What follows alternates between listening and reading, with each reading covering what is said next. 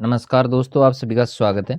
देखिए अभी बात करेंगे कक्षा 12 की जो अपनी पुस्तक रहती है वितान भाग 2। उसमें अपना जो पहला ही पार्ट रहता है सिल्वर वेडिंग का। उसमें जो है अपन जिसको सरसरी तौर पे अपन देखने वाले हैं, यानी अपन कह सकते हैं कि भाई जो अपना 12th क्लास का जो सिलेबस है उसको अपन रिवाइज कर रहे हैं। तो बने रहिए हमारे साथ, और अभी तक अगर आप मेरे यूट्यूब चैनल पे नए हैं तो इसे सब्सक्राइब जरूर कर लें ताकि इस प्रकार के और भी वीडियोज़ आपको मिलते रहें। तो चलिए शुरू करते हैं। सबसे पहली बात, यशोधर का जो कार्यालय था वहाँ पर किस प्रकार का दृश्य यहाँ पर दिखाया गया था उसकी अपन बात करते हैं। तो देखिए सबसे पहली बात कि यशोधर पंत अपने विभाग में सेक्शन ऑफिसर थे। वे कार्यालय में पूरे समय तक रहते थे, बिल्कुल पूरे टाइम पे रहते थे। शाम को फिक्स समय पर ही जाते थे और अपने गुरु कृष्णानंद पांडे, देखो किशनदा का कई बार जो है वो वास्तविक नाम पूछा जा सकता है, तो वहाँ पे आपको लिखना है कृष्णानंद पांडे। ठीक है। तो किसंदा की परंपरा का निर्वाह करते थे।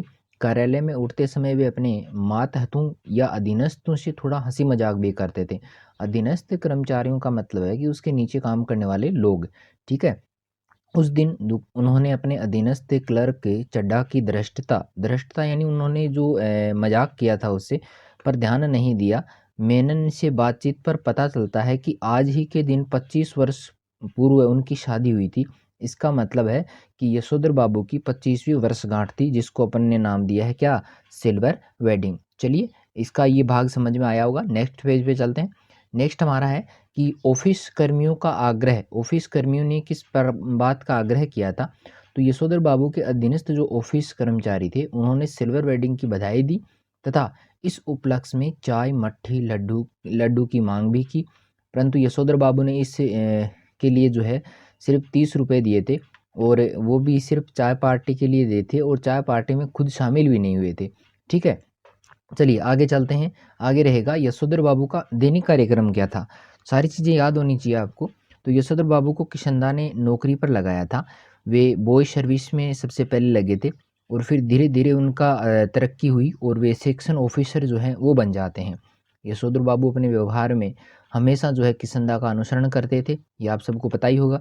और वे दफ्तर से जब भी लौटते तो उस समय रोजाना जो है वो बिड़ला मंदिर जाते थे। तो ये बात याद रखनी है, कहाँ जाते थे, जाते समय बिड़ला मंदिर जाते, और रास्ते में उस अहाते को देखते, उस जगह को देखते जहाँ भी किशनदा रहते थे, जहाँ किशनदा रहा करते थे उस जगह को वो देखते थे।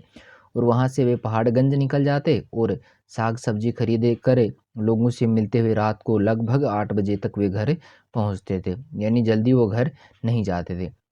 इसके अलावा आगे देखें कि वे गोल मार्केट के क्वार्टर को छोड़कर अन्यत्र नहीं गए। बिल्कुल ये बात भी उनके मन में चल रही थी जब वो रास्ते में जा रहे थे, कि गोल मार्केट का जो क्वार्टर था उसको छोड़ के वे दूसरी जगह नहीं गए। जब उनका क्वार्टर तोड़ा गया, यानी नया निर्माण हुआ उस जगह पे, तो उन्होंने उस क्षेत्र का ही एक अन्य क्वार्टर जो है अपने नाम अलॉट करवा लिया था, यानी नया नहीं लिया था और ना किराए पे रहने, क्योंकि सरकारी क्वार्टर था तो उसी में रह रहे थे। चलिए आगे बात करें कि यशोधर का परिवार, परिवार में कौन कौन था, क्या क्या थे, सबकी बात करते हैं। देखिए यशोधर घर जाते समय किशनदा का स्मरण श्रद्धा से करते थे, बहुत अच्छे ढंग से उनको याद करते। और जब वे सर्वप्रथम दिल्ली आए थे, कौन, किशनदा, तो किशनदा ने ही उन्हें आश्रय दिया था। तथा किशनदा सेवानिवृत्त होने के बाद में कुछ साल जो है राजेंद्र नगर में किराए के क्वार्टर में रहे, किराए के मकान में रहे थे। फिर अपने गांव चले गए और उनका वहां पर साल भर बाद में देहांत हो गया। अब ये बात पूछी जा सकती है कि किशनदा जो थे उनके परिवार में कौन कौन था। किशनदा के परिवार में कोई नहीं था, वो अकेला था, उसकी शादी नहीं हुई थी, बाल बच्चे नहीं थे। ठीक है, कोई नहीं था, इसलिए उनका जो है साल भर बाद में देहांत हो गया। अब ये भी पूछा जा सकता है कि उसके देहांत का कारण क्या था। तो उसके देहांत का कारण उसके अकेलापन था, उसके परिवार में कोई सदस्य नहीं था, अकेलेपन में वो जो है ज़्यादा दिन जिंदा नहीं रह सका, इसलिए उसका देहांत हो गया। आगे है यशोधर बाबू के परिवार में जो है उनकी बात करें तो उनकी पत्नी थी, 3 बेटे थे और एक बेटी थी। ठीक है, सबका याद रखना है। पत्नी से उनका छोटी छोटी बातों पर मतभेद रहता था, और उनका बड़ा लड़का जो था वो एक विज्ञापन कंपनी में 1,500 रुपये की नौकरी करता था, और दूसरा बेटा जो था वो आईएएस की तैयारी कर रहा था, और तीसरा बेटा जो है वो स्कॉलरशिप लेके, यानी स्कॉलरशिप लेके अमेरिका चला गया था। बेटी भी शादी के तमाम प्रस्ताव जो है वो अस्वीकार कर चुकी थी, और उच्चतम शिक्षा के लिए अमेरिका जाने की धमकी वो दे रही थी। आगे देखें तो यशोधर बाबू की पत्नी अपने मूल संस्कारों के कारण, भाई मूल संस्कारों के कारण किसी तरह भी आधुनिक नहीं थी, भाई मूल संस्कारों में वो आधुनिक नहीं थी, फिर भी परंतु वह बच्चों की तरफदारी करती थी और बच्चों के जैसा वो बनने की कोशिश वो करती थी। और वह धर्म कर्म है, कुल परंपरा है आदि को सिर्फ ढकोसला बताती थी और बेटी के कहने पर आधुनिक बनने लगी थी, जैसा कि वह चाहते थे। इसी कारण वे ऑफिस में घर कुछ विलंब से आते थे और बीच में मंदिर में कथा भी सुनने बैठ जाते थे। तो ये उनके आने देर से आने का प्रमुख कारण रहा है। ठीक है, समझ में आया होगा पूरा। चलिए नेक्स्ट है कि यशोधर की मानसिक दशा की अगर बात करें तो यशोधर मन से धार्मिक और कर्मकांडी नहीं थे, बिल्कुल भी नहीं थे, परंतु किसंदा की परंपरा का अनुसरण कर रहे थे, इसलिए किसंदा भी मंदिर जाते थे तो ये भी जाने लग गए। वहीं पर धार्मिक प्रवचन सुनते थे, गीता प्रेस गोरखपुर की पुस्तकें पढ़ते थे और अपने मन को समझाने का प्रयास भी वे करते थे। उनकी आर्थिक दशा जो थी वो ठीक नहीं थी, फिर भी रिश्तेदारी निभाना है, समाज के कामों में खर्च करना है आदि में उनकी रुचि काफ़ी ज़्यादा थी और बच्चों के व्यवहार से तो कुछ परेशान भी रहते थे। उन दिनों उनकी मानसिक दशा कुछ अजीब सी लग रही थी। यानी ये सारे कर्मकांड वो करते थे लेकिन किसंदा की परंपरा को अनुसरण मात्र करते थे, मन से वे कोई धार्मिक नहीं थे, ना किसी धर्म को मानते थे। ठीक है, चलिए नेक्स्ट है अपना कि यशोधर की अभिलाषा क्या थी। तो यशोधर चाहते थे कि समाज में उन्हें एक बुजुर्ग इंसान माना जाए और बुजुर्ग मानने के लिए वो पता ही है कि रामलीला वगैरह में उनमें वो सारा पार्ट्स करते थे। बच्चे पूरा आदर करें और हर बात में उनकी सलाह लें। बच्चे उनकी सलाह को पत्थर की लकीर माने, परंतु ऐसा नहीं होता था। उनका बड़ा बेटा जो था वो अपना वेतन उन्हीं नहीं देता था, अपितु घर की चीज़ें जोड़ने में खर्च करता था। इसी तरह यशोधर की इच्छाओं का किसी को भी ध्यान नहीं रहता था। ठीक है, क्लियर हुआ होगा। चलिए नेक्स्ट चलते हैं कि घर में समारोह का आयोजन। सिल्वर वेडिंग है भाई, तो समारोह तो होगा ही, चाय पार्टी है। चलिए ऑफिस से जब वे घर पहुंचते हैं तो वहां पर की गई सजावट और मेहमानों की चहल पहल में सभी को प्रसन्न देखकर वे पहले तो आश्चर्य में पड़ गए कि ये क्या हो रहा है यहाँ पे।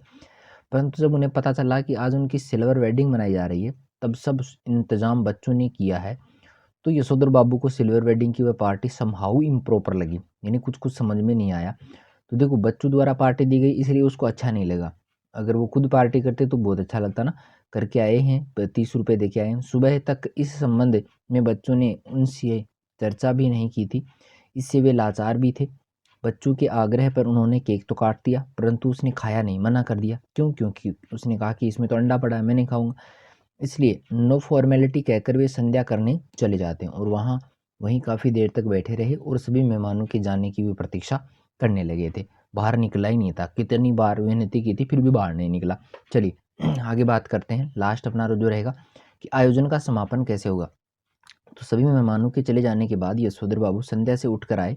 जब उनको मिलने प्रेजेंट खोलने के लिए कहा गया, गिफ्ट खोलने के लिए कहा गया, तो वह कह देते हैं, क्या कहते हैं कि तुम्हें खोलो, तुम्हें इस्तेमाल करो। तो भूषण उन्हें खोलकर कहता है कि यह ऊनी गाउन है, गाउन यह आपके लिए लाया हूँ। उस समय बड़े बेटे द्वारा सुबह रोजाना गाउन पहनकर दूध लाने जाने की बात से यशोधर बाबू मन में कुछ सोचने लगे। तो उसने कहा कि भैया ये गाउन ला के दिया है, कभी ये नहीं कह सकता कि दूध लेने में चला जाऊं, है ना। तो इससे कुछ जो है वो सोचने लगते हैं। तब किशंदा की याद उन्हें आ जाती है और उनकी आंखें नम हो जाती है। ठीक है, समझ में आया होगा। चलिए ये सारा का सारा समझ में आया है तो आप मुझे कमेंट करके ज़रूर बताएं। वीडियो पसंद आया है तो लाइक करें, शेयर करें, दोस्तों के साथ जितना ज़्यादा हो सके उतना शेयर करें और वीडियो को ज़्यादा से ज़्यादा देखें ताकि अपना वॉच आवर जो है वो पूरा हो सके। तो इस प्रकार के और भी वीडियोज़ ज़रूर देखें। सारे वीडियो डालूँगा, ऐसे नहीं है कि एक दो वीडियो डाल के छोड़ दूँ, सारे वीडियो आपको यहाँ पर मिल जाएंगे। तो चलिए आज के लिए इतना ही, मिलते हैं फिर एक नई वीडियो के साथ में। तब तक के लिए धन्यवाद।